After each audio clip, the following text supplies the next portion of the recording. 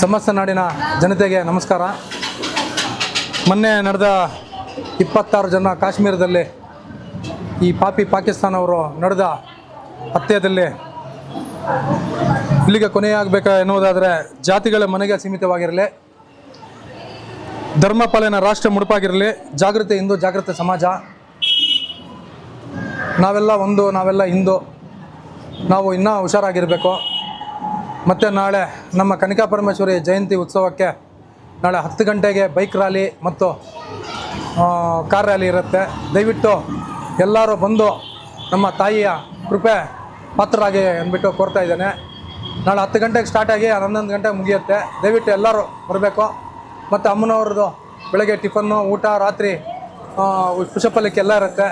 ದಯವಿಟ್ಟು ಎಲ್ಲರೂ ಬಂದು ಪ್ರಸಾದ ಸ್ವೀಕರಿಸಿ ನಮ್ಮ ವಾಸವಿ ಜಯಂತಿ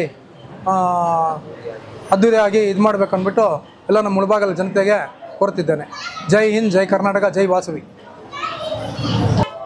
ನಾಡಿನ ಸಮಸ್ತ ಜನರಿಗೆ ವಾಸವಿ ಜಯಂತಿಯ ಶುಭಾಶಯಗಳು. ನಾಳೆ ನಮ್ಮ ವಾಸವಿ ಜಯಂತಿಯ ಪುಷ್ಪ ಪಲ್ಲಕ್ಕಿ ಏರ್ಪಡಿಸಲಾಗಿದೆ, ತುಂಬ ಅದ್ಧೂರಿಯಾಗಿ ಏರ್ಪಡಿಸಲಾಗಿದೆ. ಎಲ್ಲರೂ ಬರಬೇಕಂತ ವಿನಂತಿ.